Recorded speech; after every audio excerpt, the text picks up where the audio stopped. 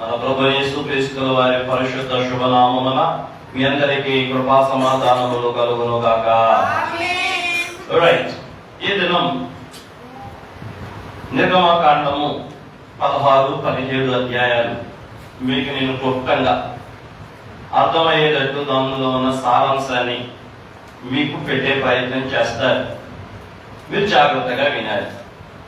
నిన్న ఎక్కడికి వచ్చి ఆగాం? రాత్రి ఎక్కడికి వచ్చి ఆగాం?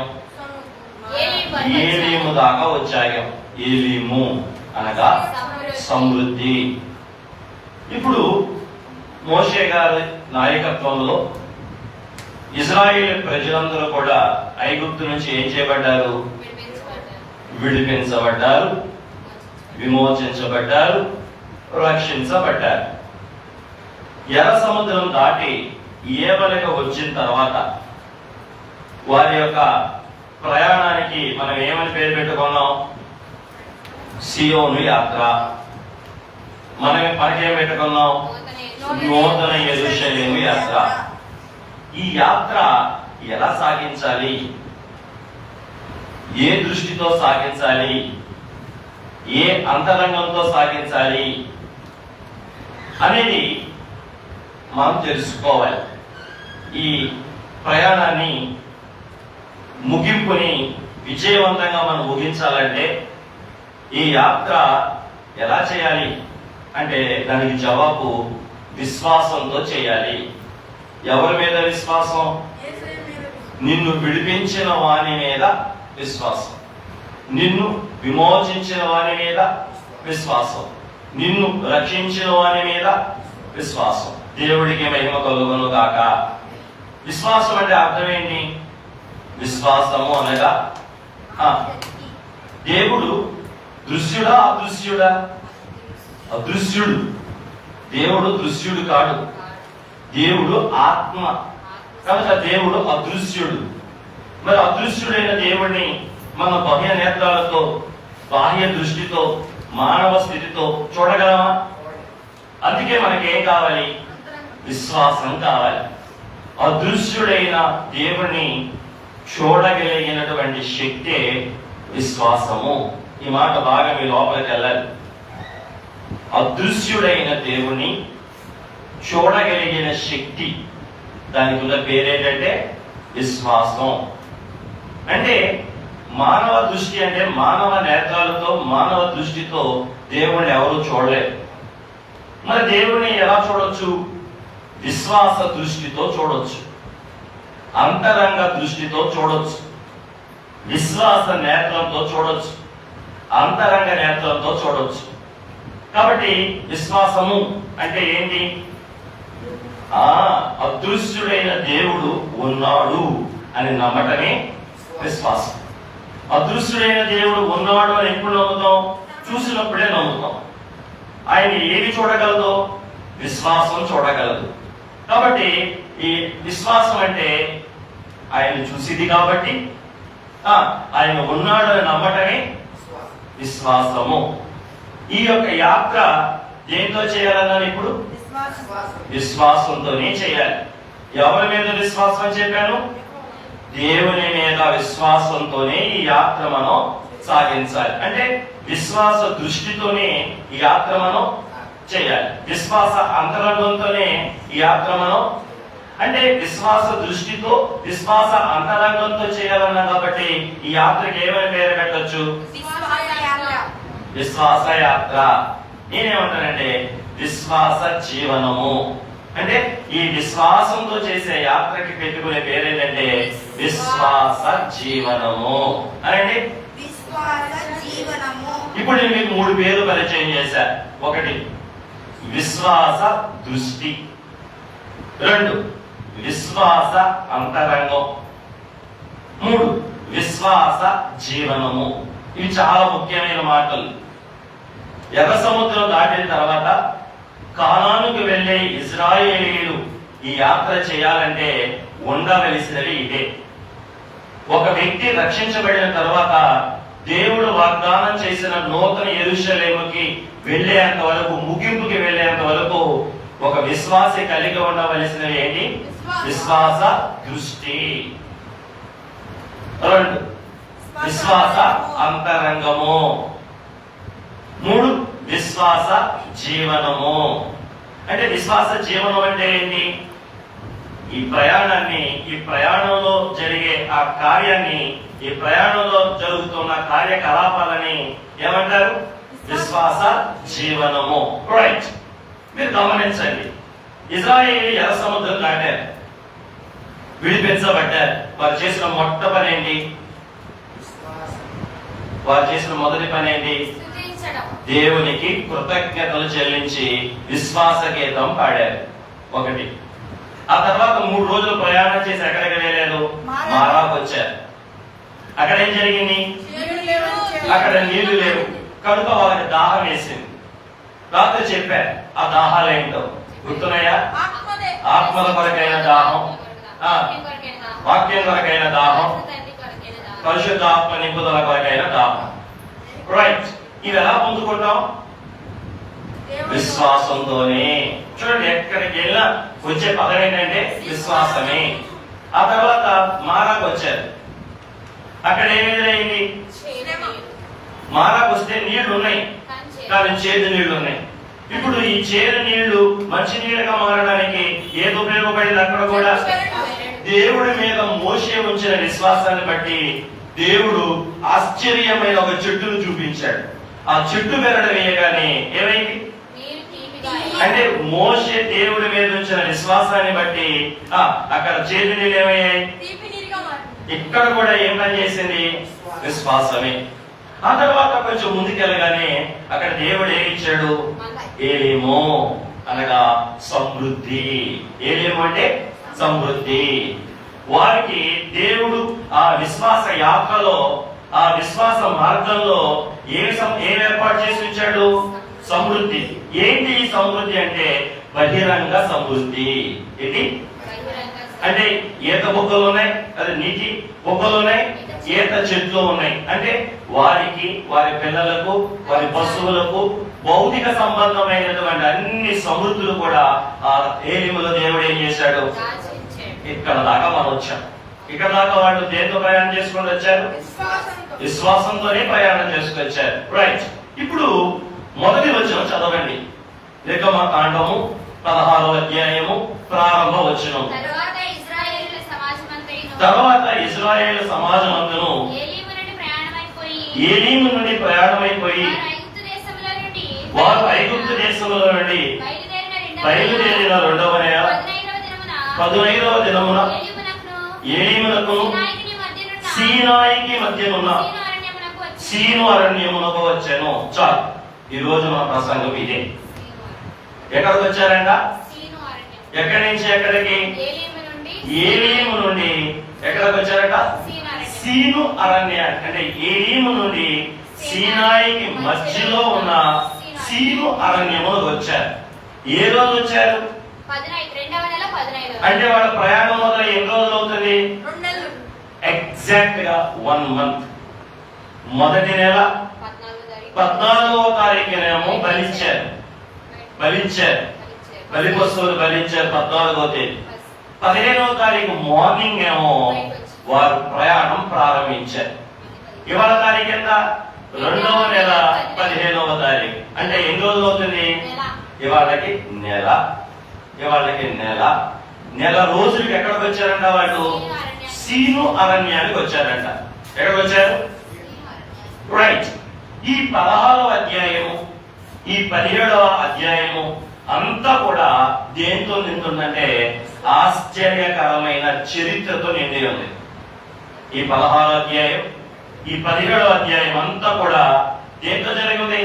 ఆశ్చర్యకరమైనటువంటి చాలా చరిత్రాత్మకమైన విషయాలతో నిండి ఉంది. ఈ 2 అధ్యాయాల్లో ఆశ్చర్యకరమైన కార్యాలు పరిశుద్ధాత్మ దేవుడు ఈ యొక్క 2 అధ్యాయంలో రాయించారు. ఒకటి 16వ అధ్యాయం, 2 17వ అధ్యాయం. 16వ అధ్యాయంలో ఆశ్చర్యకరంగా ఆకాశం నుండి వచ్చిన ఆహారం ఉంది. 17వ అధ్యాయంలో ఆశ్చర్యకరంగా బండ నుండి వచ్చిన మధుర జలం ఉంది. ఏంటి ఈ 2 అధ్యాయాలు కూడా ఏం అధ్యాయాలు? ఆశ్చర్యకరమైన కార్యాలు ఆత్మ తండ్రి ఈ అధ్యాయంలో జరిగించారు. ఏంటండి ఆ 2 అద్భుతాలంటే చెప్పగలరా? ఆశ్చర్యకరంగా ఆకాశంలో నుండి ఆహారం దిగొచ్చింది. రెండోది బండలో నుండి ఆశ్చర్యకరంగా మధురమైన జలం వచ్చింది. ఈ 2 అధ్యాయాల్లో 2 ఆశ్చర్యకరమైన అద్భుతాలు ఉన్నాయి. అంత మాత్రమే కాదు, ఆశ్చర్యంగా శత్రువులైన అమాలేకీయుల మీద కూడా సునాయాసనమైన గొప్ప విజయం, గొప్ప జయం ఈ యొక్క 17వ అధ్యాయంలో మనకు రాయబడటం చూడగలం. నేను ఇప్పుడు మీకు ఏం చెప్పాలనుకుంటున్నానంటే మీరు బాగా గమనించండి. ఆశ్చర్యకరమైన కార్యాలంటే ఏంటి? ఆశ్చర్యకరమైన కార్యాలంటే ఏంటి? అద్భుతకరమైన కార్యాలంటే ఏంటి? నేను చెప్తాను, జాగ్రత్తగా వినండి. ఆశ్చర్యకరమైన అద్భుతకరమైన కార్యాలంటే మానవ శక్తి కానీ, మానవ బుద్ధి కానీ, మానవ జ్ఞానం కానీ చేయలేనటువంటి పనులు ఆశ్చర్యకరమైన పనులు. ఇలా కూడా చెప్పొచ్చు. మానవ శక్తికి, మానవ బుద్ధికి, మానవ జ్ఞానానికి మించినటువంటి దేవుని కార్యాలను ఏమంటారంటే అద్భుత కార్యాలు, ఆశ్చర్య కార్యాలు అంటారు. చూడండి, ఆకాశం నుండి ఆహారం రావటం మానవ జ్ఞానానికి అందిందా? మానవ తెలివితేటలకు అందిందా? మానవ శక్తికి అది చాతనయ్యిందా? మానవ బుద్ధి అది గ్రహించిందా? ఈ అరణ్యంలో మాకు ఎక్కడి నుంచి తెచ్చి అన్నం పెడతావు అన్నారు వాళ్ళు. ఈ అరణ్యంలో మాకు నీళ్ళు ఎక్కడి నుంచి తెచ్చి పోస్తావు అన్నారు వాళ్ళు. మమ్మల్ని మా పిల్లల్ని కుమారుడి మమ్మల్ని మా పిల్లల్ని చంపేస్తావా అన్నారు. అంటే వారి ఉద్దేశం ఏంటి? ఈ అరణ్యంలో మాకు ఆహారం దొరకడం కష్టం, ఈ అరణ్యంలో మాకు నీరు దొరకడం, మీరే కాదు మా పిల్లలు కూడా చచ్చిపోతాం. మోసే, అక్కడ మేము కొండల దగ్గర కూర్చుని తిన్నప్పుడు చావకపోతే అని 16లో అంటారు. ఈ 17లో కూడా అదే అంటారు. మమ్మల్ని, మా పిల్లల్ని, మా పశువుల్ని చంపేద్దామని చెప్పి ఇక్కడ తీసుకొచ్చావా? అంటే వాళ్ళ మనసుకి, వాళ్ళ జ్ఞానానికి ఏమందలా? దేవుడు ఆకాశంలో నుండి ఆహారం ఇస్తాడు, అది వారికి అందలా. దేవుడు బండలో నుండి మధురమైన జలాన్ని ఇస్తాడు, అది వారి జ్ఞానానికి అందలా. అందుకే ఆశ్చర్య కార్యము అంటే ఏం చెప్పండి? మానవ జ్ఞానానికి, మానవ బుద్ధికి, మానవ శక్తికి మించినటువంటి దేవుని కార్యాలనే ఏమంటారు? ఆశ్చర్యమైన కార్యాలు అంటారు. కాబట్టి ఇప్పుడు నేను చెప్పబోయే మాట బాగా గుర్తుపెట్టుకోండి. విశ్వాస జీవితంలో ప్రతిదీ కూడా అద్భుతమే. ఇది విశ్వాస జీవనములో ప్రతిదీ కూడా. ఇప్పుడు ఇజ్రాయేల్ చేస్తున్న ఈ జీవితం ఏ జీవితం అన్నాము? విశ్వాస జీవితం. ఎక్కడి నుంచి? ఎర్ర సముద్రం దాటిన కాడి నుంచి కానాను దాకా వెళ్ళే ఈ జీవిత పొడుగు కూడా ఏ జీవితం అని? విశ్వాస జీవితం, విశ్వాస జీవనం. ఈ విశ్వాస జీవితంలో, ఈ విశ్వాస జీవనములో విశ్వాస జీవితం అంటే ఏంటండి?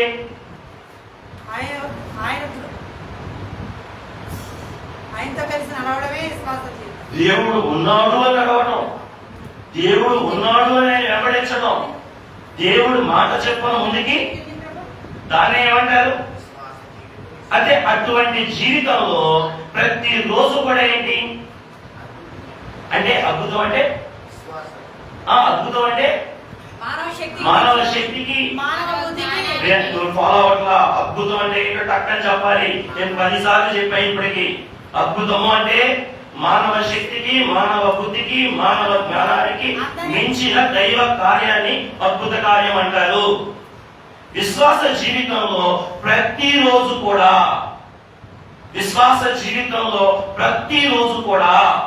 ఏంటిది? అద్భుతకరమే, ఆశ్చర్యకరమే. దేవుడికి మహిమ కలుగును గాక. అందుకే అయ్యగారు ఏమని పాట రాశారు? ఆనందకరమైనది మన బ్రతుకెంతో, ఆశ్చర్యకరమైనది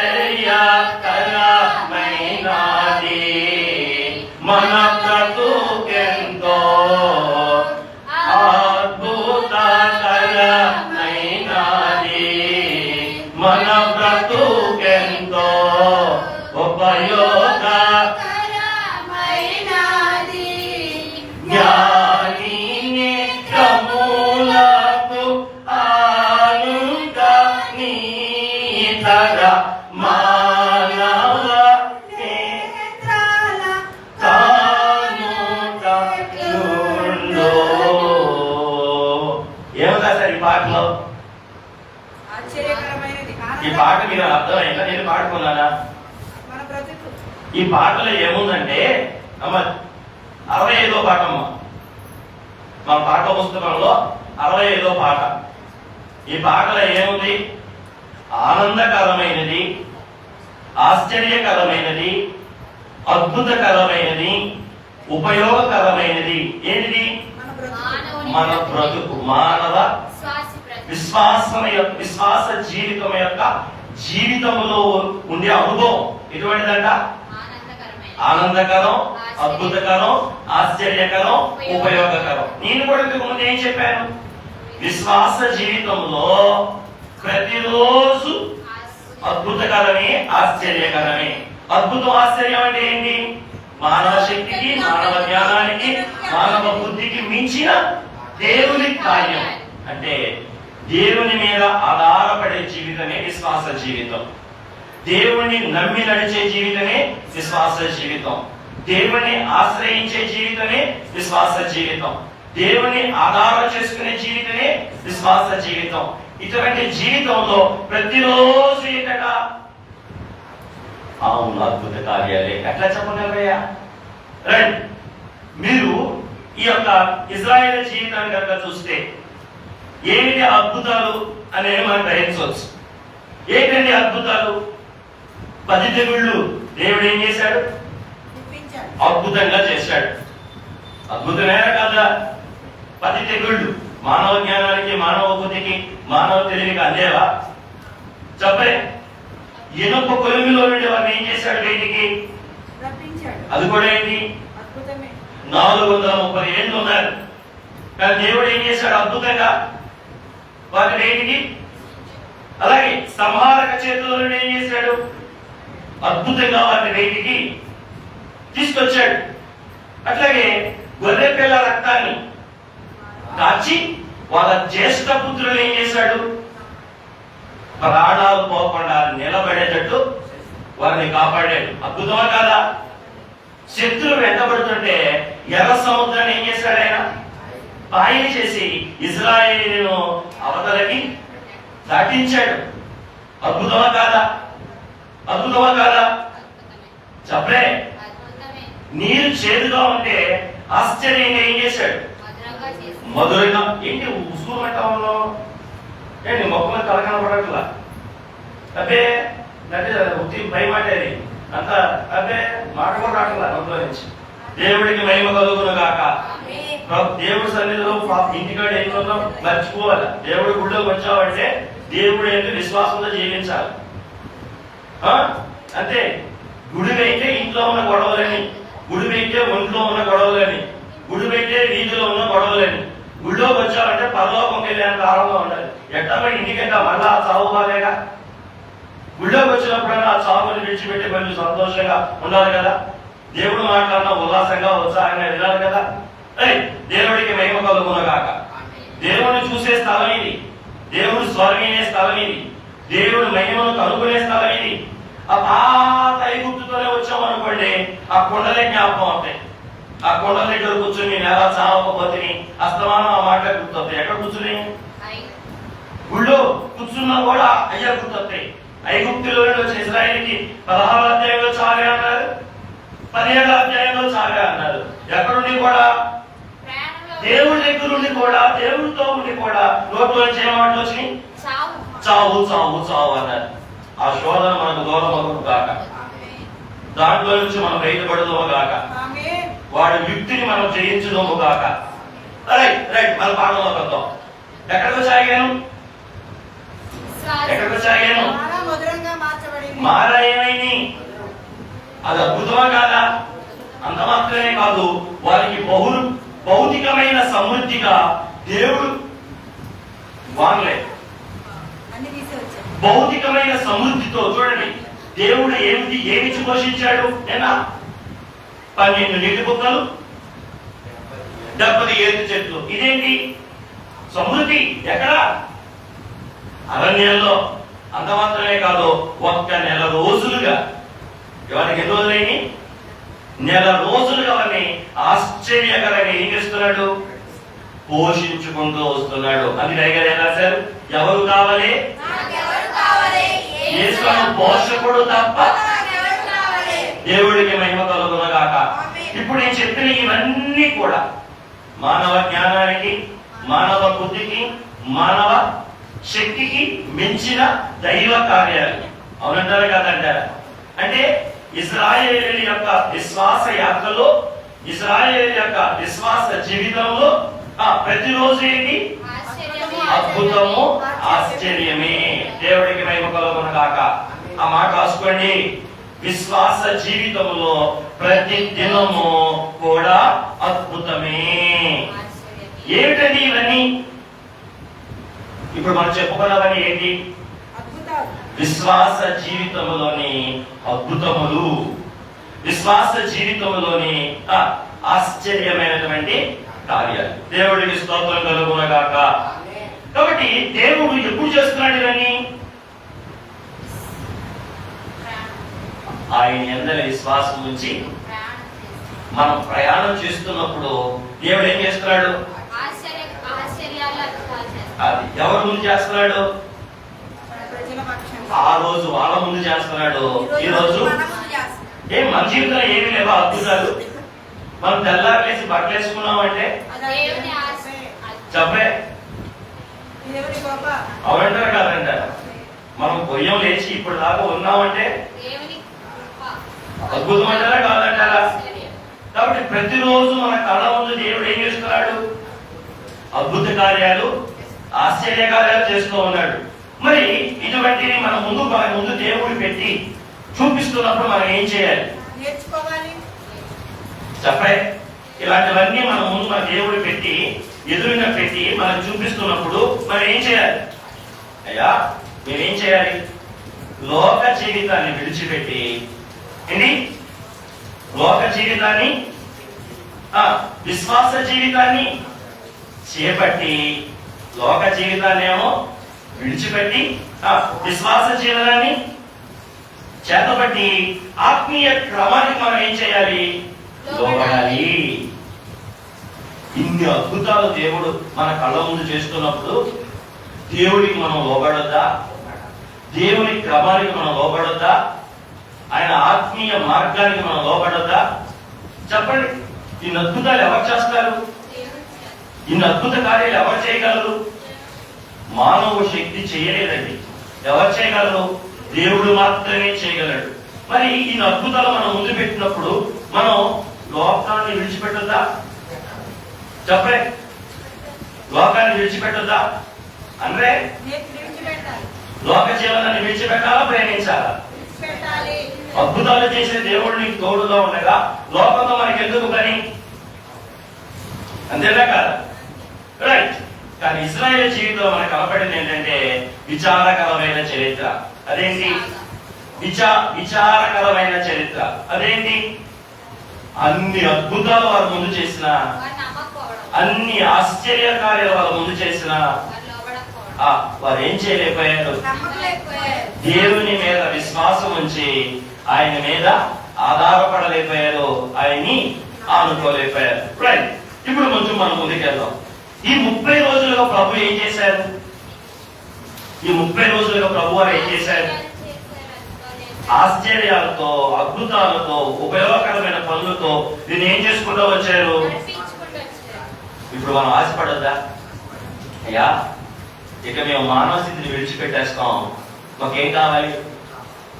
అదే కన్నా అన్నమాట నువ్వు అన్నమాటే. అంతేనయ్యా, ఇంకెందుకయ్యా మనకి లోకం? అందుకే అయ్య రాసిన పాట ఏంటి? ఎవరు కావాలి? పాడండి ఒకసారి. ఎవరు కావాలి?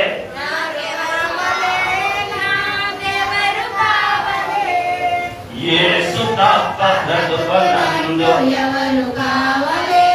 ఎందుకు? ఎందుకు? అన్ని ఆయన చేస్తాడు. నువ్వు నాకు తోడుగా ఉంటే ప్రతిరోజు ఏంటి? నువ్వు నాతో ఉంటే ప్రతిరోజు ఏంటి? ఇంకా నాకు ఎందుకు లోపం? ఇంకెందుకు నాకు విచారం? ఇంకెందుకు నాకు దిగులు? ఇప్పుడు నేను నాకేం కావాలి? ఇప్పుడు నేనేం చేస్తాను? ఇక లోక జీవితాన్ని అంటే మానవ క్రమం నుండి నేను మహిమ క్రమంలోకి రావడానికి ప్రయత్నం చేయాలి. ఎక్కడి నుంచి? మానవ క్రమము నుండి. అంటే మనిషిలాగా బ్రతికే మానవ స్వభావాన్ని విడిచి దైవంలాగా బ్రతికే దైవ క్రమంలోనికి రావడానికి ఆశపడాలి. అంటే మానవ నైజాన్ని విడిచి పరిశుద్ధ నైజంలోకి రావడానికి ఆశపడాలి. ఏమి చూసి?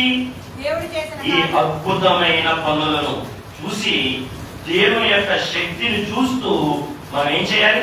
మానవ క్రమములో నుండి దేవుని క్రమములోనికి, అంటే దైవ క్రమములోనికి రావాలి. అలాగే మానవ స్థితిలో నుండి మహిమ స్థితిలోకి రావాలి.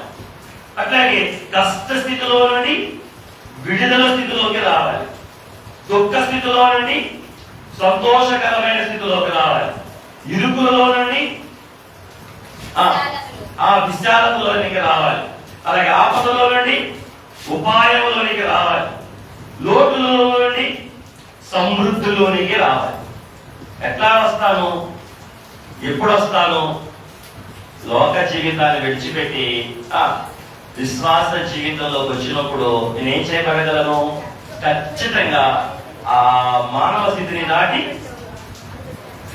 మహిమ స్థితిలోకి దేవుడికి మహిమ కలుగును గాక, ప్రభుకి మహిమ కలుగును గాక. కాబట్టి మరి ఇటువంటి స్థితిలోకి నేను రావాలంటే నాకు సాధన ఏంటి? మట్టిని విడిచి మహిమకు రావాలంటే, మానవ స్థితిని విడిచి దైవ స్థితికి రావాలంటే, కష్టాన్ని విడిచి సంతోషంలోకి రావాలంటే, నష్టాన్ని విడిచి ఆనందంలోకి రావాలంటే నాకు సరైన సాధన ఏంటి? విశ్వాస జీవనము. అనండి, ఎవరి మీద విశ్వాసం? అంతే.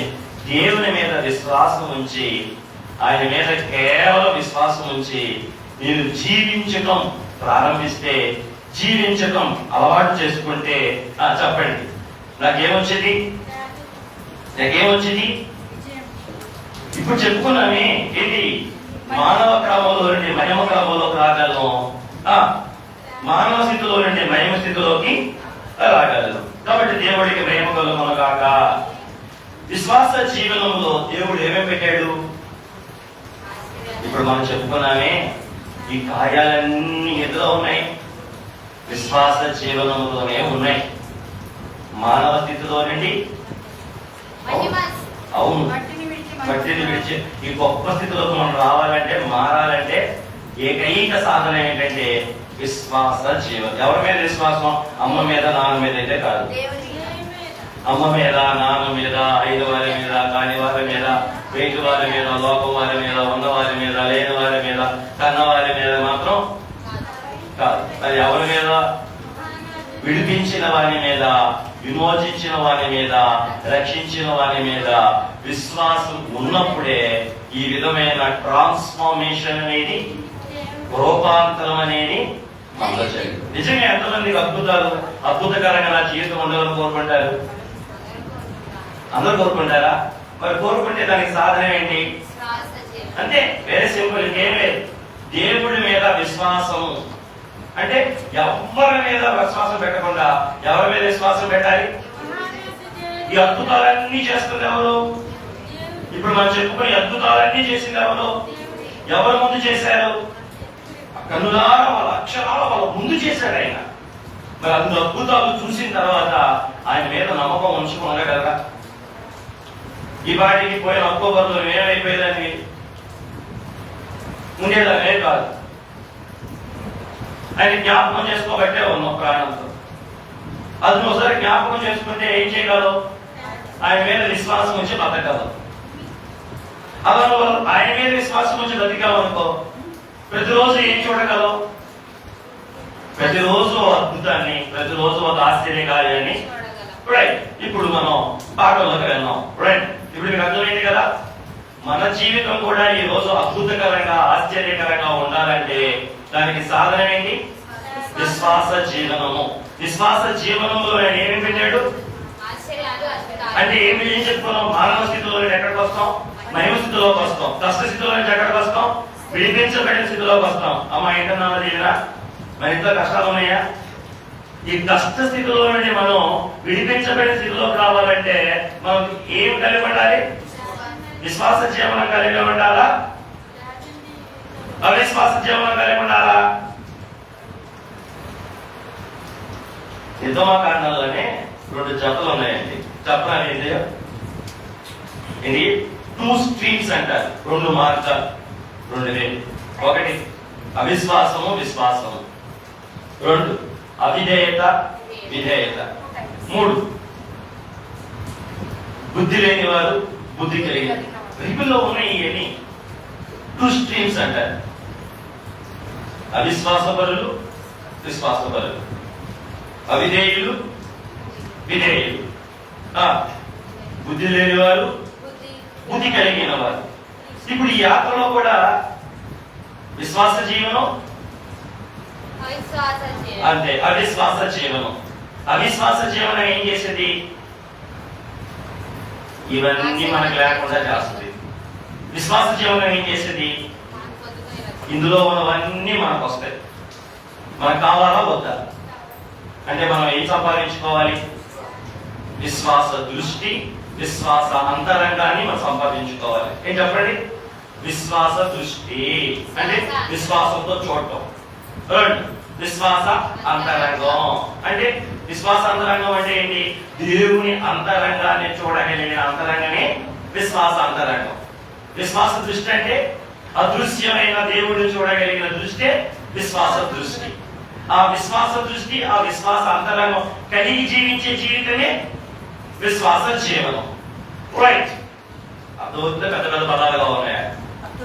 విశ్వాస దృష్టి అంటే దేవుణ్ణి చూడగలిగింది.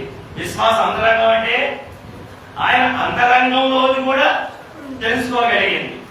ఆ 2 కలిగి జీవించే జీవితాన్ని ఏమంటారు? విశ్వాస జీవనం అంటారు. దీనికి ఆపోజిట్ ఏంటో చెప్పనా? బహిరంగ దృష్టి. ఇది బహిరంగ దృష్టి, లోక దృష్టి. బహిరంగ దృష్టి, లోక దృష్టి మనకు ఉండకూడదు. మనకి ఏ దృష్టి ఉండాలి? విశ్వాస దృష్టి, అంతరంగ దృష్టి ఉండాలి. ఒక ఎగ్జాంపుల్ చెప్పనా మీకు అర్థమయ్యేటట్టు? కానాను స్త్రీని చూసారు ఎప్పుడైనా? విన్నారా కానాను స్త్రీ గురించి?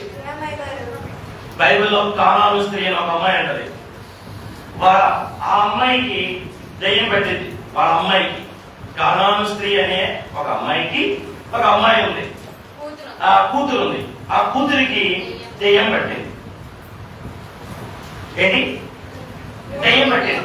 ఆ దయ్యం పట్టినప్పుడు ఈ తల్లి విశ్వాస దృష్టి కలిగి ఉంటది. ఈ తల్లి విశ్వాస అంతరంగం కలిగి ఉంటది. ఏంటి విశ్వాస దృష్టి అంటే? నా కూతుర్ని ఈ దయ్యం నుండి యేసయ్య బాగు చేయగలడు. ఇది విశ్వాస దృష్టి. ఇంతమందిని బాగు చేసుకున్నవాడు నా కూతుర్ని కూడా బాగు చేస్తాడు. ఎన్ని రోగాలు తగ్గించిన ఆయన నా కూతురు రోగాన్ని కూడా తగ్గిస్తాడు. ఖచ్చితంగా నేను ఆయన దగ్గరికి వెళ్తే ఖచ్చితంగా నా కూతురికి మేలు జరిగింది. కాబట్టి ఆయన ఎక్కడున్నాడో నేను ఖచ్చితంగా అక్కడికి వెళ్తాను అని ఆవిడ ప్రయాణాన్ని ఏం చేసింది? ఇదేంటి? విశ్వాస దృష్టి. ఇదేంటి? విశ్వాస దృష్టి. ఆవిడ ఎక్కడో ఉంది, ఆయన ఎక్కడో ఉన్నాడు. కానీ ఆయన ఏం చేస్తుంది? ఖచ్చితంగా ఆయన దగ్గరికి వెళ్తే ఎవ్వరు చేయలేని ఈ స్వస్థత, ఎవరు పోగొట్టలేని ఈ దెయ్యాన్ని, ఎవరు నయం చేయలేని నా కూతుర్ని యేసయ్య నయం చేస్తాడు అని అనుకోవటం ఏంటి? విశ్వాస దృష్టి. అది భవిష్యత్తులో జరిగేది, ఇంకా జరగల.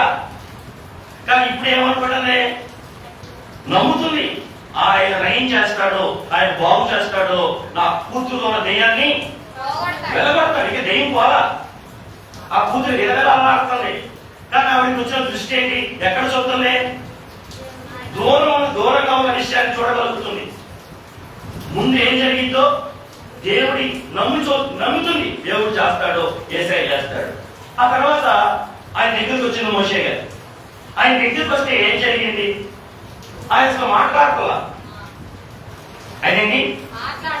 ఆయన కలుద్దామని వచ్చింది, ఆయనతో మాట్లాడదామని వచ్చింది, ఆయనతో చెప్పుకుందామని వచ్చింది.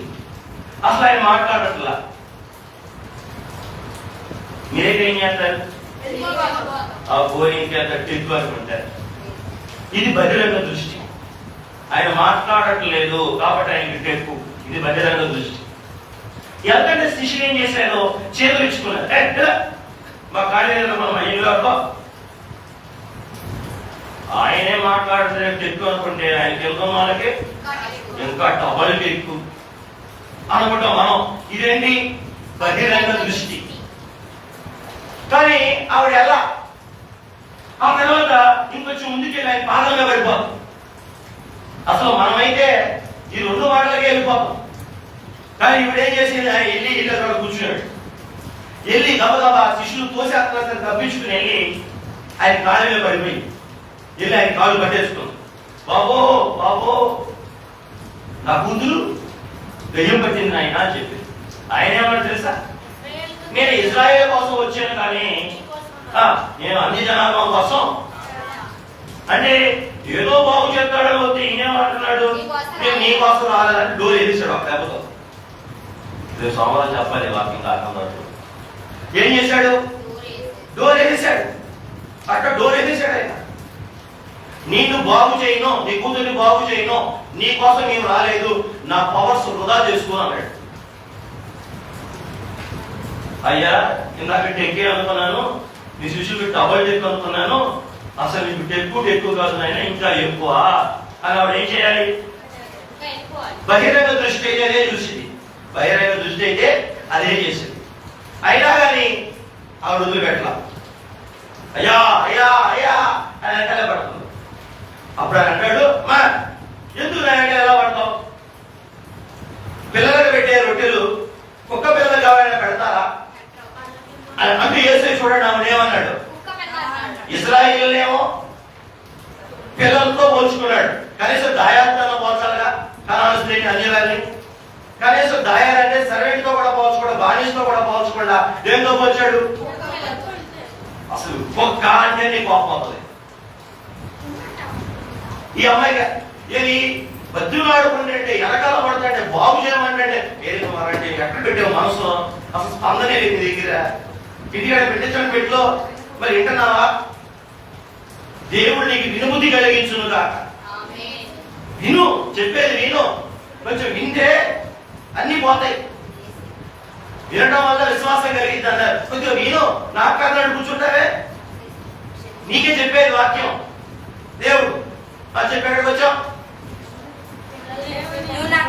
న్యాయ గారు మాటల వింటున్నాడు చక్కగా సరిగా వింటున్నావు సరిగా రైట్. చెప్పు ఎక్కడ వచ్చాం,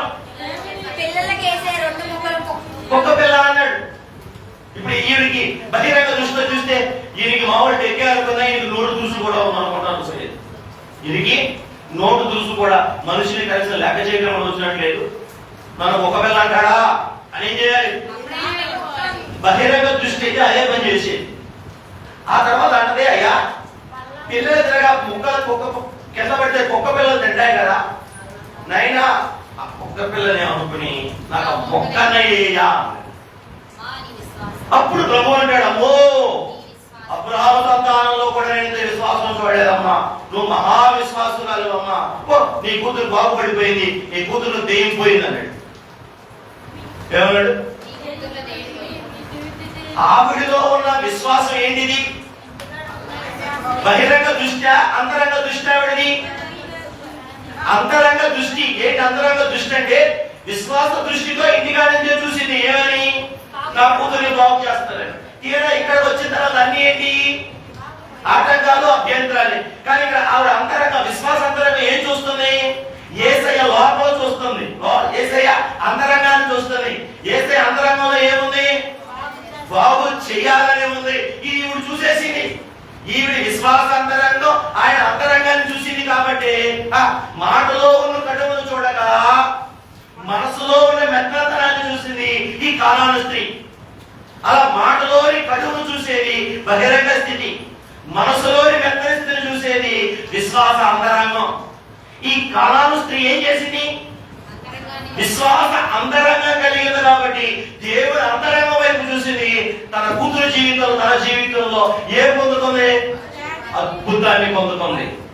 ఆ రెండు కలిగిన ఈ అమ్మాయి జీవించే ఈ జీవితం పేరేంటంటే విశ్వాస జీవితము, విశ్వాస జీవనము. క్రైస్తవ జీవితంలో కూడా, క్రైస్తవ యాత్రలో కూడా మనం కలిగి ఉండవలసింది ఇదే. బహిరంగ దృష్టి కాదు, విశ్వాస దృష్టి. బహిరంగ దృష్టి కాదు, విశ్వాస అంతరంగం మనకు ఉండాలి. మీకు అర్థం అవడానికి కారణాలు నేను తీసుకొచ్చి చెప్పా. మీకు అర్థమైందా? విశ్వాస దృష్టి అంటే అర్థమైందా? విశ్వాస అంతరంగం అంటే అర్థమైందా? అటువంటి జీవితం కలిగిన వారికి ప్రతిరోజు ఏం జరుగుతాయి? అద్భుత కార్యాలు, ఆశ్చర్య కార్యాలు జరుగుతాయి. కాబట్టి అద్భుత కార్యాలు, ఆశ్చర్య కార్యాలు మన జీవితంలో జరగాలంటే సాధన ఏంటి? అబ్బా, ఇప్పుడు నాకు నచ్చారు, బాగా చెప్పారు. విశ్వాస జీవనం ఉండాలి. ఏముండాలి? ఏ సమయంలో? ఏ సమయాల్లో? అమ్మా, అబ్బా, అన్ని సమయాల్లో. ప్రార్థనా జీవితంలో అంట ఎప్పుడు ఇదే ఉండాలంట. మా భాగ్యం కొట్టండి. దేవుడికి మహిమ కలుగును గాక, ప్రభుకి మహిమ కలుగును గాక. ఇప్పుడు మనం పాఠంలో వస్తాం. మీకు మూలం అర్థమైంది కదా? అర్థమైందా నీకు? ఇప్పటికన్నా నువ్వు దేవుడికి మహిమ కలుగును గాక, ప్రభుకి మహిమ కలుగును గాక. మోషే అర్థమైందా? విశ్వాస దృష్టి అంటే అర్థమైందా? అర్థమైంది. విశ్వాస అంతరంగం అంటే అర్థమైందా? అర్థమైంది. విశ్వాస జీవితం అంటే ఏంటి? ఈ రెండు కలిగి ఉండి జీవించే జీవితమే విశ్వాస జీవితం. అంటే యేసయ్య రక్షించిన కాడి నుంచి యేసయ్య దగ్గరికి వెళ్ళేదాకా ప్రతిరోజు విశ్వాసి ఏ కలిగి జీవించాలి? విశ్వాస జీవితం కలిగి జీవించాలి. కానీ ఏం కలిగి జీవించకూడదు? బహిరంగ దృష్టి కలిగి జీవించకూడదు. మానవ దృష్టి కలిగి జీవించకూడదు. ఏమి దృష్టి కలిగి జీవించాలి? విశ్వాస దృష్టి, విశ్వాస అంతరంగం కలిగి విశ్వాస జీవితం ఉండాలి. సరేనా? అరే, ఇప్పుడు మన పాటలోకి వద్దాం రండి. వీళ్ళు ఎక్కడికి వచ్చారని రాయబడింది? ఏలీములోనికి, సీనాయికి మధ్యలో ఉన్న సీనుకి వచ్చారు. ఇందులో గొప్ప పాఠం ఉందండి, దేవుని పాఠం ఉంది. నేను మీకు చెప్తా, జాగ్రత్తగా వినండి. ఈ మూడు ప్లేసులకి ఓ గొప్ప అర్థాలు ఉన్నాయి, గొప్ప ఆత్మీయ అనుభవాలు ఉన్నాయి. అది ఈ ప్రయాణంలో గొప్ప ఆధ్యాత్మికమైన సత్యాన్ని దేవుడు దాచిపెట్టాడు. అది నేను విప్పి చెప్తాను, మీరు మనసులో పెట్టి వినండి. ఇప్పుడు ఏలీము అంటే అర్థం ఏంటంటే సమృద్ధి. ఏ సమృద్ధి? భౌతికమైన సమృద్ధి. ఏంటి? ఆ ఈత చెట్లు దొరికినప్పుడు, ఆ నీటి బొక్కలు దొరికినప్పుడు వాళ్ళు ఏం చేశారు? ఆహార ధన్యత, ఓహో నా వాక్యం అన్నాడు. దేవుడికి స్తోత్రం.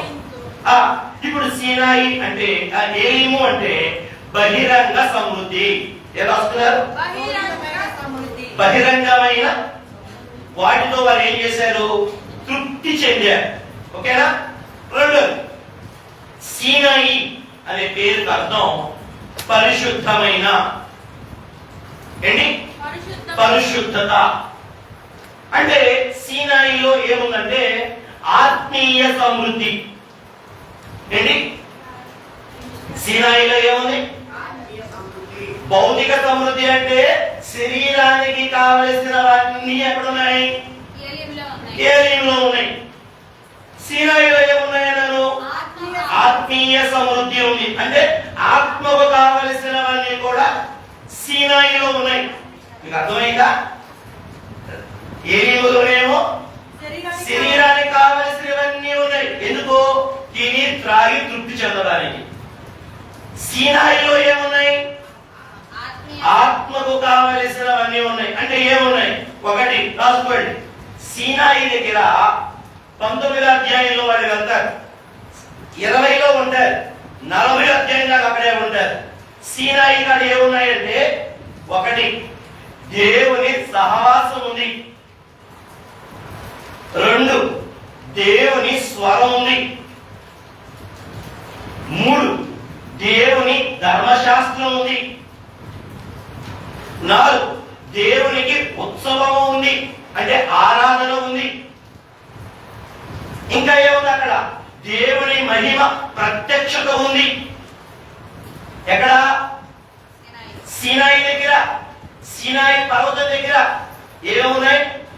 దేవుని సహవాసం, దేవునితో సహవాసం ఉంది, దేవుని స్వరం, దేవుని స్వరం ఉంది, దేవుని ధర్మశాస్త్రం, దేవుని ప్రత్యక్షత, దేవుని ధర్మశాస్త్రం ఉంది, దేవుని ఆరాధన, దేవుని ఆరాధన ఉంది. అంటే దేవునికి ఉత్సవం ఉంది, దేవునికి సర్వారాధన ఉంది, దేవుని మహిమ ప్రత్యక్షత ఉంది.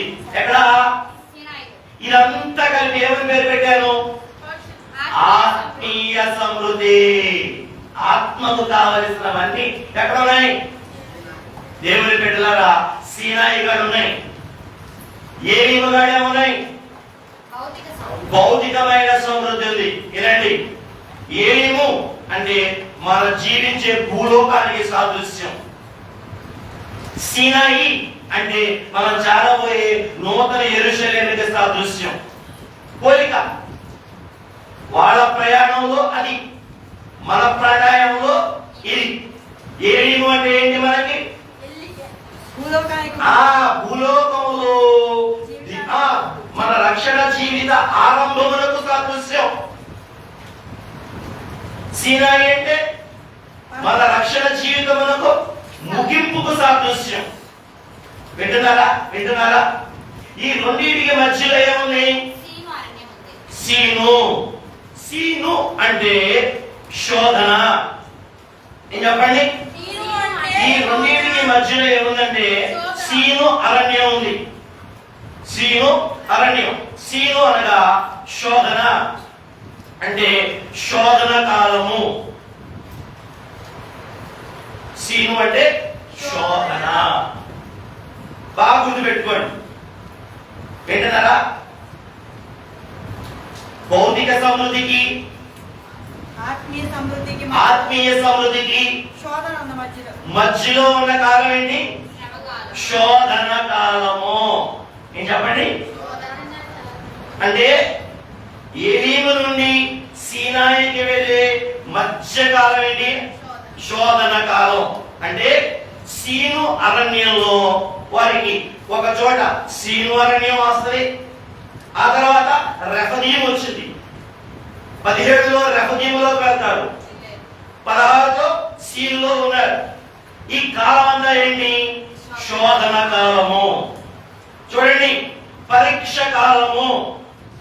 వినండి, ఏంటిది? శోధన కాలం, పరీక్ష కాలం. దేనికి దేనికి మధ్యలో? ఏలీముకి సీనాయికి మధ్య ఉన్న కాలం శోధన కాలం, పరీక్ష కాలం. మీరు గమనిస్తే ఆహారము కొరకైన పరీక్ష వచ్చింది, నీటి కొరకైన శోధన వచ్చింది, యుద్ధమును బట్టిన పరీక్ష వచ్చింది.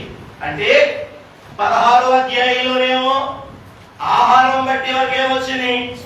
శోధన వచ్చింది. అంటే ఏమని చెప్పుకోవచ్చు? 16వ అధ్యాయానికి మనం ఏం పేరు పెట్టుకున్నాం? ద బ్రెడ్ ఫ్రమ్ హెవెన్, అంటే పరలోకము నుండి వచ్చిన ఆహారం. అట్లాగే 17వ అధ్యాయంలో ఏం కనబడుతుంది? 2 పరీక్షలు కనబడతాయి, 2 టెస్ట్స్. ఒకటి water and war. Water and war. Water అంటే నీటి శోధన, వార్ అంటే యుద్ధము. కాబట్టి ఈ రెఫదీములో నుండి, క్షమించండి, ఏలీము నుండి సీనాయికి వెళ్ళే క్రమంలో మధ్యలో ఉన్నదేంటి? సీను అరణ్యం. ఈ సమయం ఏం చెప్పుకున్నాం? రైట్. ఇప్పుడు మీరు చూడాలి, బాగా వినాలి.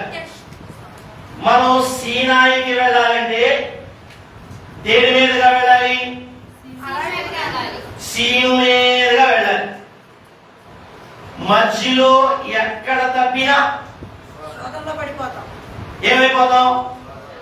సీనాయికి వెళ్ళగలమా? వెళ్ళలేమా? ఇది దేవుడి ప్రణాళిక. ఏది పడిపోవడం కాల్సుని? ఏది? సీనాయికి వెళ్ళడానికి సీను మీదుగా వెళ్ళాలి. అంటే సీనాయికి వెళ్ళడానికి సీను అరణ్యం మీదుగా వెళ్ళాలి. ఇది ఎవరి ప్రణాళిక? దేవుని యొక్క. ఏంటి దేవుడి ప్రణాళిక అంటే ఆ ఏలీములో ఉన్న సమృద్ధిని నీకు ఇచ్చింది దేనికి? ఏలీములో ఏమి ఇచ్చాడు నీకు? భౌతికమైన సమృద్ధి ఇచ్చాడు. నువ్వు తిని, నువ్వు తాగి, నువ్వు తృప్తి చెంది, ఆ అనుభవాన్ని బట్టి, ఆ అనుభవాన్ని నువ్వు కలిగి ఉండి సీనాయికి వెళ్ళే కాలంలో మధ్యలో నీకు వచ్చే ప్రతి శోధనని నీవు తిప్పుకొట్టి ఓడించి విజేతమై సీనాయికి వెళ్ళాలి అన్నది దేవుని యొక్క సంకల్పం. మీకు అర్థమైందా లేదా? ఏమర్థమైంది చెప్పలే? దేవుడు బహిరంగమైన సమృద్ధి ఇచ్చి నిన్ను తృప్తిపరిచాడు, నిన్ను బలపరిచాడు, నిన్ను ధైర్యపరిచాడు, నిన్ను ఆదరించాడు. ఇవన్నీ ఇచ్చింది దేనికి? నీకు శోధన కాలం వచ్చినప్పుడు జారిపోకుండా, వెనక్కి వెళ్ళిపోకుండా, తప్పిపోకుండా, పాత అనుభవాన్ని బట్టి బలం కలిగి, వచ్చిన శోధనలో విశ్వాస దృష్టి కలిగి, విశ్వాస అంతరంగం కలిగి, శోధనను జయించి ఎక్కడికి వెళ్ళాలి? సీనాయిలో ఉన్న ఆత్మీయ సమృద్ధిని స్వతంత్రించుకోవాలి అన్నది దేవుని ఉద్దేశం. వింటున్నావా? మధ్యలో జారిపోవాలా? జారిపోయావా? దేవా క్షమించు నాయనా, ప్రభుకి మహిమ కలుగును కాక, దేవుడికి మహిమ కలుగును కాక. జారిపోతే ఏంటి పరిస్థితి? అమాలేకులు వస్తున్నారు ఇవాళ పాటల్లో, బలహీనులందరినీ పట్టుకుని తినేస్తారు. ద్వితీయోపదేశ కాండంలో ఆ చరిత్ర మనకు కనబడుతుంది. కాబట్టి దేవుని బిడ్డలారా, దేవుడు ఎందుకు ఇలా సిద్ధపరిచాడు? ఎందుకు శోధన కాలాన్ని దేవుడు పెట్టాడు? నువ్వు గెలిచి సీనాయికి రావాలి. అంతేకాని ఓడిపోయి ఐగుప్తుకి వెళ్ళాలి అన్నది దేవుడు చిత్తం కాదు. మన పాట అర్థమయ్యా? సీనాయిలో ఏం పెట్టాడు? జీవన సమృద్ధిని పెట్టాడు. ఏలీంలో సమృద్ధిని పెట్టాడు. సీనాయిలో ఏం పెట్టాడు? ఆత్మీయ సమృద్ధి పెట్టాడు. ఇప్పుడు ఈ సీనాయిని దాటి మనం ఎక్కడికి వెళ్ళాలి? ఈ ఏలీము దాటి ఎక్కడికి వెళ్ళాలి? సీనాయి కొండకి వెళ్ళాలి. మధ్యలో ఏముంది? శోధన ఉంది, శోధన కాలం ఉంది, పరీక్ష కాలం ఉంది, టెంప్టేషన్స్ ఉన్నాయి. వీటన్నిటినీ కూడా దేని ఆధారం చేసుకుని జయించాలి మనం? వెనక ఉన్న సమృద్ధిని బట్టి, ముందు ఉన్న సమృద్ధిని బట్టి. మధ్యకాలంలో వచ్చిన శోధన ఏం చేయాలి? కానీ ఏం చేస్తున్నానయ్యా ఇవాళ? కానీ నేను చేస్తున్నాను ఇవాళ బహిరంగ దృష్టి కలిగిన వాడినై. ఏంటి బహిరంగ దృష్టి అంటే? కానాను స్త్రీ యొక్క బహిరంగ దృష్టి ఏంటి? అంతే, అది ఆత్మీయ దృష్టి. బహిరంగ దృష్టి ఏంటి? బహిరంగ దృష్టి ఏంటి అని అడిగా నేను. ఆయనకి టెక్కెక్కువ, శిష్యులకి ఇంకా టెక్కెక్కువ, ఈయనకి నోటు తురుసు కూడా ఎక్కువే. ఇవన్నీ ఏంటి? బహిర ఒక్క అంటాడా? ఏంటి ఇవన్నీ? బహిరంగ దృష్టి. అయ్యా మీరేం చేస్తున్నాం? బహిరంగ సమృద్ధిని మర్చిపోతున్నాం, ఆత్మీయ సమృద్ధిని విడిచిపెడుతున్నాం. ఇది బాగా రాసుకోండి గుండెల మీద. మేమేం చేస్తున్నాం? బహిరంగ సమృద్ధినేమో మర్చిపోతున్నాం, ఆత్మీయ సమృద్ధినేమో విడిచిపెడుతున్నాం. అంటే ఏంటి అర్థం? దేవుడు మనకు సమృద్ధినిచ్చాడు, తిని తృప్తి చెంది బలం పొంది జయించడానికి సిద్ధపడండి. మా ప్రయాణంలో మేము ఏం చేస్తున్నాం? ఎనకై అన్ని మర్చిపోతున్నాం. ముందునేమో విడిచిపెడుతున్నాం. అంటే ఏంటి? అవి మాకు వస్తే ఏంటి? అసలు ఉన్నాయా? అసలు వెళ్తావా? చూస్తావా? అక్కడ మహిమ ఉందా? ఎవరికి తెలుసు? మేమేం చేస్తున్నాం ఈరోజు? ముందున్న ఆత్మీయ దృష్టినేమో, ఆత్మీయ సమృద్ధినేమో విడిచిపెట్టేస్తున్నాం. అసలు దాన్ని పట్టించుకోవట్లా. పరలోకం ఉంది, పరిశుద్ధులు ఉన్నారు, నూతన యెరూషలేము ఉంది, సింహాసనం ఉంది, దేవుడు స్థితి ఉంది, మహిమ ఉంది. ఏమున్నాయి ముందు? సీనాయిలో ఏమున్నాయి మరి చెప్పండి? దైవ సహవాసం ఉంది, దైవ సర్వారాధన ఉంది, దేవుని ధర్మశాస్త్రం ఉంది, దేవుని మహిమ ప్రత్యక్షత ఉంది, దేవునికి ఉత్సవము ఉంది. అసలు వచ్చింది దేనికి? బయటికి ఆయన కోసం చేయడానికి. ఐగుప్తు నుంచి బయటకు వచ్చింది దేనికి? 3 రోజులు ప్రయాణం చేసి వచ్చుకోవడం చుట్టూ మార్గంగా దేవుడు తీసుకెళ్తుంది దేనికి? ఇవన్నీ సీనాయి దగ్గర ఇవ్వడానికే కదా. కానీ మాకెట్లా ఉన్నాయా ఇవాళ? ఈ శోధన కాలంలో ఈ సీనాయి అరణ్యంలో పడి మేమేం చేయలేకపోతున్నాం? నీ యొక్క బహిరంగ సమృద్ధిని మేము మర్చిపోతున్నాం. నువ్వు ఇచ్చిన వాటిని, నువ్వు ఇవ్వబోయే వాటిని కూడా మేమేం చేస్తున్నాం? విడిచిపెట్టేస్తున్నాం. అందుకే మేమేమైపోతున్నాం? సీను అరణ్యంలో పడిపోతున్నాం. శోధన కాలంలో పడిపోతున్నాం. అపవాది యుక్తిని ఉపయోగిస్తే ఏం చేస్తున్నావు? నేను అలసట పడిపోయావు. పడిపోలేదా? పడిపోయావు. ఏం చూడలేక నేను చెప్పి బహిరంగ సముద్రం చూస్తే పడగలవా? దేవుడు నీకు ఇంతకు ముందు బోర్డుని ఇచ్చాడు. ఏమి ఇచ్చాడు? రక్తం తగ్గితే రక్తం ఇచ్చాడు, బలం తగ్గితే బలం ఇచ్చాడు, జీతం తగ్గితే జీతం ఇచ్చాడు, ఆరోగ్యం తగ్గితే, మార్పులు తగ్గితే, పడిపోతే, ఇవన్నీ ఏంటి? బహిరంగ సమృద్ధి. ముందు నీకు ఏమొచ్చాడు? దేవుడితో సహవాసం, దేవుని స్మరం, దేవుని ధర్మశాస్త్రం, దేవునికి ఉత్సవం, దేవుడితో సర్వారాధన, దేవుని మహిమ ప్రత్యక్షత. అంటే యేసు నీ తలుపు దాకెంతో అక్కడ దాగిందా? ఇంకా ఏముంది అక్కడ? నిన్ను చూసినప్పుడు ఎట్లుండనో ఏమి లేదు. ఎట్లుండనో ఏమి లేదు. అయ్యో పురుషులం లేదు. ఏం లేదు. దేనికి? ఎట్లుండనో, ఎట్లా ఉంటుందోనయ్యా. దెర్ ఇస్ నో పురుషులం. ఎట్లా ఉండదో అటువంటి గొప్ప స్థితి ముందుంది మనకి. దాన్నేమో విడిచిపెట్టేస్తున్నాం. వద్దే ముందు నేను బతకాలి కదయ్యా. వెనకాలన్నా సమృద్ధినేమో మర్చిపోయాం. అందుకే ఇప్పుడు ఎక్కడ పడిపోయాను? సీనాయి అరణ్యంలో పడిపోయా, సీనాయి శోధంలో పడిపోయా. అందుకే ఐగుప్తులందరూ ఏం చేస్తున్నారు? సడుగుతున్నారు, గొణుగుతున్నారు. ఇవాళ అధ్యాయంలో అయితే మోషే గారి మీద రాళ్ళెత్తి పట్టబోయారు. ఇవాళ సనగడం మనగడమే కాదు, 17 అధ్యాయంలో ఏం చేశారు? రాళ్ళెత్తి పట్టబోయారు. ఎంత భయంకరం! అంతేకాదు, నాయకుడు గబగబా సీనాయికి నడిపిస్తూ ఉంటే ఎంత దూరం నడిపిస్తామని చెప్పి మార్గాయాసంతో చాలా మంది బలహీనపడి వెనకాలు ఉండిపోయారు. అప్పుడు అమాలేకీయులు వచ్చి బలహీనంగా ఉన్న వారందరూ ఏం చేశారు? చంపేశారు. వడివడిగా ముందున్న వాళ్ళేమో యుద్ధం చేసి జయించారు, వెనకాల ఉన్న వాళ్ళేమో బలహీనపడి, ఇలా బలహీనపడి జారిపోవడానికి, రాళ్లు పైకెత్తడానికి, సనగడానికి కారణం ఏంటి? బహిరంగ దృష్టి. కారణం ఏంటి? ఏలీములో ఉన్న సమృద్ధిని మర్చిపోవటం, ముందు దేవుడు ఇస్తానన్న ఆ ఆత్మీయ సమృద్ధిని విడిచిపెట్టడం.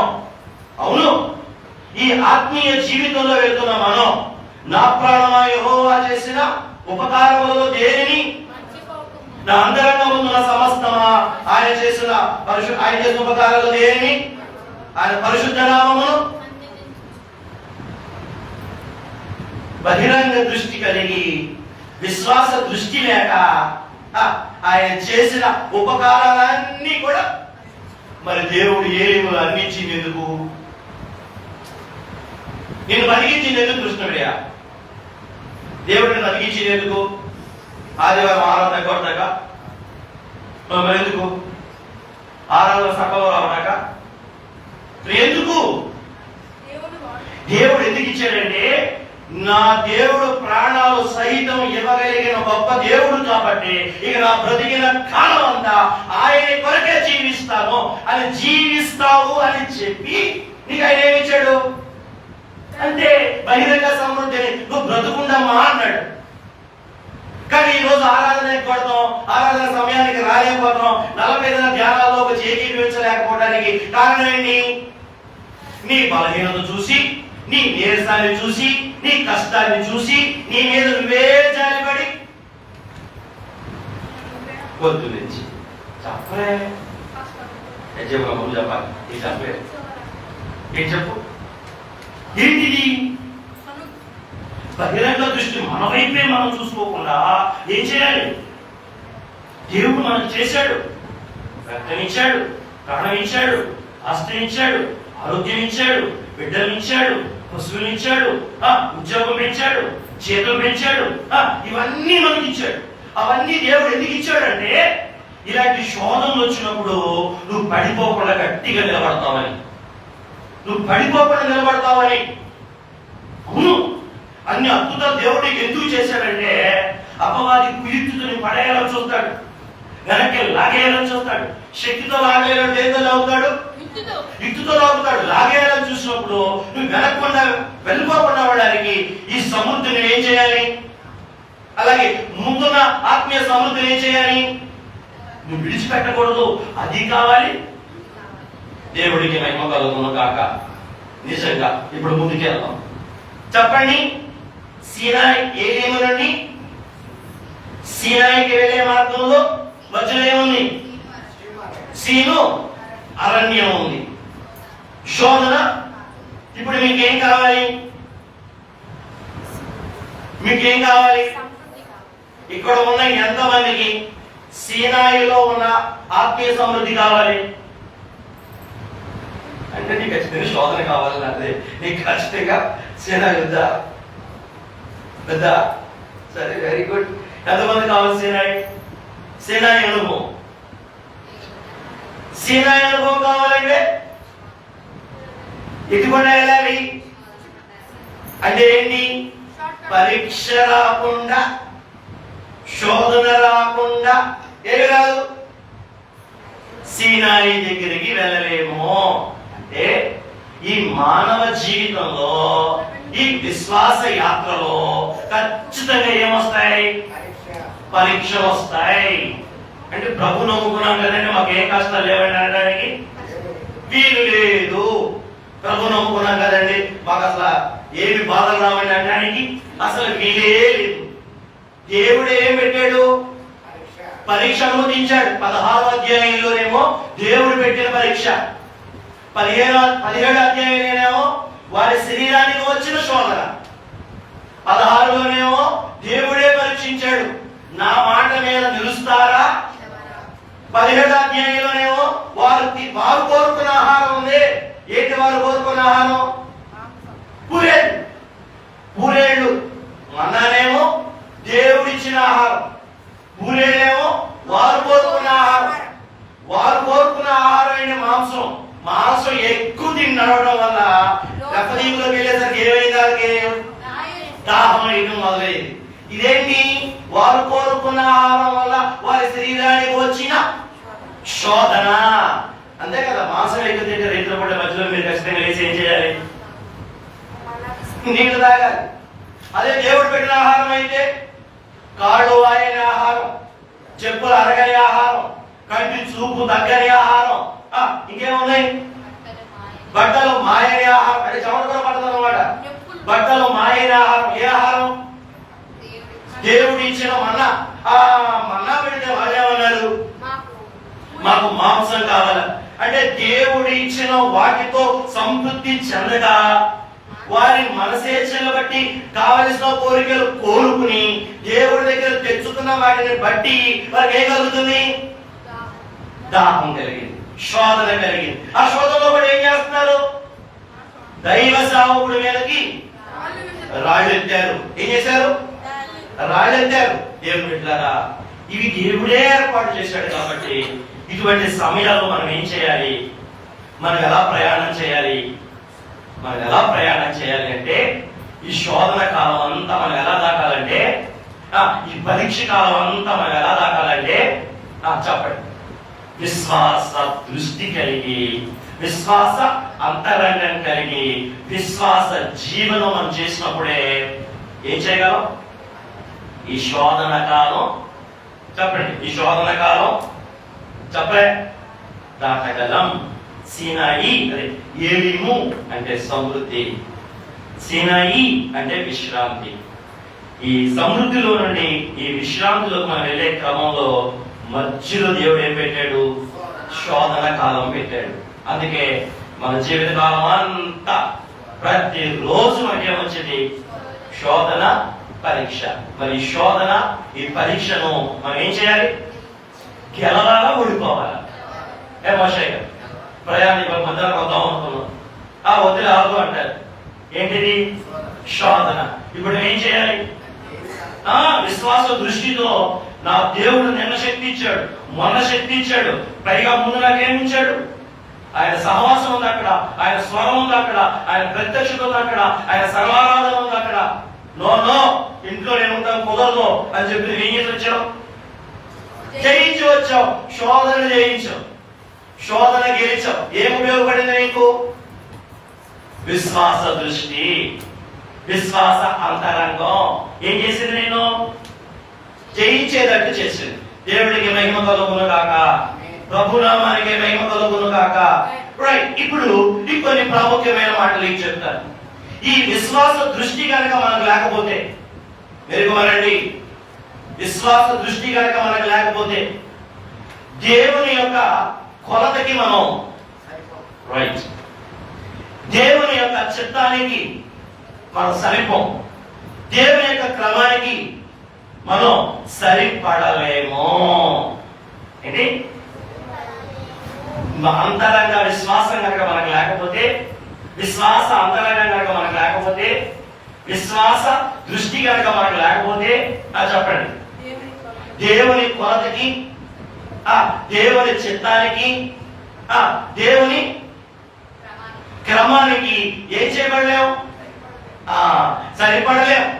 కాబట్టి ఈ విశ్వాస యాత్రలో ఖచ్చితంగా మనం ఏం కలిగి ఉండాలి? ఏం చేయాలి? విశ్వాస అంతరంగం. అందుకే అయ్యా నన్ను క్షమించండి, ఈరోజు నేను ఈ విశ్వాస దృష్టి, ఈ విశ్వాస అంతరంగం లేని వాడని నీ కొలతకి, నీ లెక్కకి నేను సరిపడలేని వాడిగా ఉన్నాను, నన్ను క్షమించు తండ్రి అని మనం ఏం చేయాలి? మరి విశ్వాస దృష్టి ఉండాలి, కానీ మరి ఏ ఉండకూడదు? బహిరంగ దృష్టి. ఏముండకూడదు? కానాను స్త్రీకి ఏముంది? ఇంకొక బహిరంగ దృష్టికి ఉదాహరణ చెప్పనా? ధనికుడైన యవనస్తుడు. ఎవరు? ధనికుడైన యవనస్తుడే. కానీ మీకు గుర్తొచ్చిందా? అబ్బా మా అబ్బాయి బాగా తప్పడం. ఒక అబ్బాయి మంచి యవనస్తుడు వచ్చి ధర్మశాస్త్ర బోధకుడా, నిత్య జీవం పొందాలంటే నేను ఏం చేయాలని అడిగాడు. యేసు ప్రభు అప్పుడు ఏం చెప్పాడు? కాదు కాదు, ధర్మశాస్త్రంలో ఉన్న పదార్థాలు పాటించమంటాడు. నాయన మా అమ్మ ఉగ్గిపాలతో రంగరించి పోసింది, అసలు నేను పుట్టినప్పటి నుంచి దశాజ్ఞలు అయితే నీకు పరలోకానికి వెళ్ళడానికి, నిత్య జీవం వెళ్తానికి నాకు ఏ కొదువు లేనట్టేగా. అయితే ప్రభు అంటాడు నీకు ఒక కొదువు ఉంటుంది అంటాడు. నేను ఏంటి త్వరగా చెప్పు అంటాడు. నీ ఆస్తిని అమ్మి పేదలకు ఇచ్చేసి నువ్వు నన్ను వెంబడించు అన్నాడు. వెంటనే వాడికి ఏమైంది? వాడు మిగిలిన స్నాక్రాంతుడే ఏం చేశాడంట? యేసు ప్రభు ఆస్తి అమ్మింది. నన్ను ఏమడిగారు? నిత్య జీవం పొందడానికి ఏం చేయాలంటే ఏమంటాడు? నన్ను వెంబడించు అంటున్నాడు. ఏం చేసి? ఆస్తిని అమ్మేసి. ఇప్పుడు ఇతను బహిరంగ దృష్టి కలిగిన వాడు. ఏంటి? యేసు ప్రభు చెప్పిన మాటలో అదేమంతం చేసుకున్నాడు? నిత్య జీవం పొందాలంటే నన్ను వెంబడించు అన్నాడు. అంటే యేసయ్య ఎవరు? నేనే సత్యం, నేనే మార్గం, నేనే జీవం. యేసు ప్రభువే ఎవరు? నిత్య జీవం. అబ్బాయి అడిగింది కాబట్టి నిత్య జీవం పొందాలంటే ఏం చేయాలి? యేసయ్య ఏం చెప్పాడు? నన్ను వెంబడిస్తే నీకు నిత్య జీవం వచ్చిందని చెప్పాడు. కానీ ఇతను ఏం చూస్తున్నాడు? బహిరంగ దృష్టి కలిగి నువ్వు ఒక బోధకుడివి, నిన్ను వెంబడిస్తే నాకెందుకు వచ్చింది నిత్య జీవం? దశాజ్ఞలు పాటిస్తే వస్తుంది కానీ, ధర్మశాస్త్రాన్ని పాటిస్తే వస్తుంది కానీ నీకి, నిన్ను పాటిస్తే, నిన్ను వెంబడిస్తే నాకెందుకు వచ్చింది, నీకి నాకెందుకు వచ్చింది నిత్య జీవం అని బహిరంగ దృష్టి కలిగి ఏం చేశాడు? యేసు ప్రభువుని విడిచిపెట్టిపోయాడు. అది బహిరంగ దృష్టి. ఈ విశ్వాస జీవితంలో, కానాను యాత్రలో, నూతన యెరూషలేము ప్రయాణంలో మనకు ఉండకూడదేంటి? బహిరంగ దృష్టి. ఏముండకూడదు అంటే పైకి చూసేది ఉండకూడదు. కానాను స్త్రీ గురించి ఇప్పుడే చెప్పాను.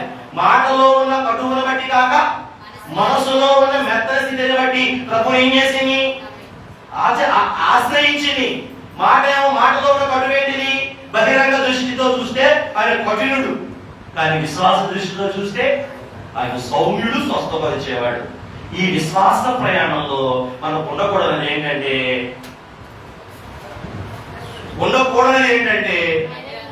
పదిసార్లు చెప్పండి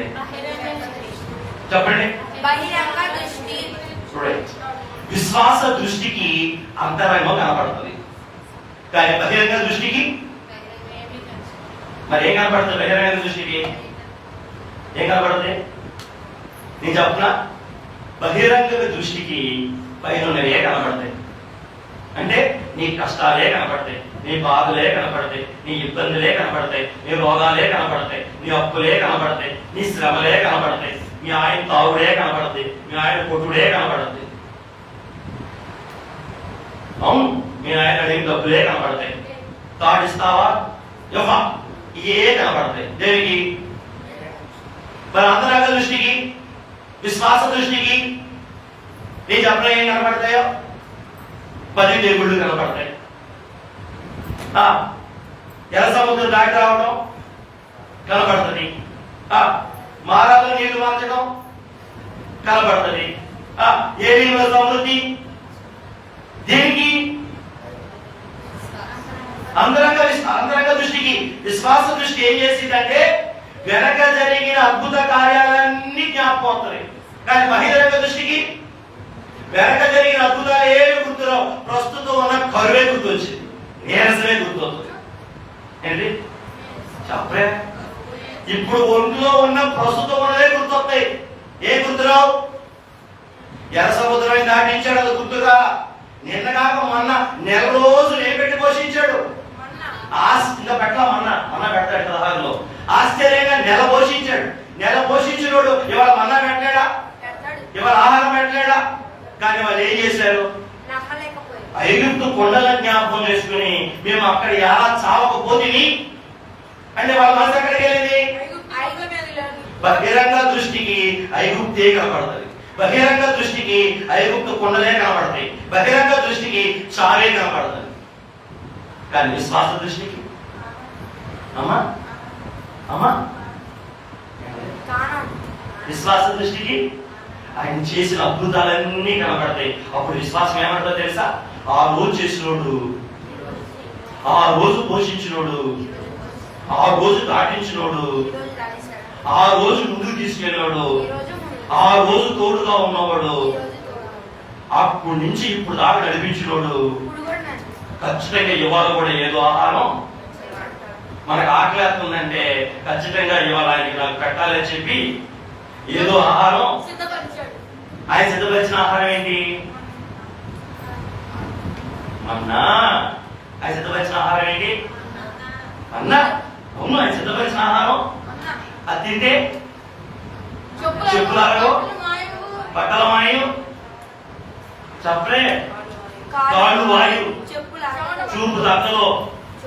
ఇది ఆయన ఇచ్చిన అంటే 40 ఏళ్ళు నడవాలి కాబట్టి 40 ఏళ్ళ ప్రయాణంలో అలసిపోకుండా స్ట్రాంగ్ గా ఉండడానికి ఏం ఆహారం సిద్ధపరిచాడు ఆయన? ఆయన మనం అడగక ముందే ఏం సిద్ధపరిచేసి ఉంచాడు? అదే విశ్వాస అంతరంగంతో ఉంటే దాన్ని అందుకునేవాళ్ళం మనం. కానీ వాళ్ళు ఏం చేశారు? ముందే మాకు అన్నం పెట్టకుండా చంపుతాలు తీసుకొచ్చేసావా? అది బహిరంగ దృష్టి బట్టి ఏం చేశారు? శోధనలో పడిపోయారు. విశ్వాస ప్రయాణంలో మనకు కావలసినవన్నీ దేవుడు ఏం చేశాడు? అలాగే ఈ రోజు పాఠంలో చూడండి, రఫదీములోకి దిగ్గానే వాళ్ళ పిల్లలకు ఏమైనాక దాహమై, వాళ్ళ పశువులకు ఏమైనాక. కానీ కొంచెం ముందుకు వెళ్తే ఏమన్నట? సేన కొండ పేరేంటి? ఓరేపు కొండ మీద ప్రభు వెళ్ళి బండ మీద పట్టగానే ఏమొచ్చింది? వాళ్ళు అడిగినాక దాంట్లో నీళ్ళు పెట్టాడు, అడగక ముందే పెట్టాడా? చెప్పరే అడగక ముందే పెట్టాడు. మోషేకి కూడా మంచినీళ్ళు అవ్వట్లేదా?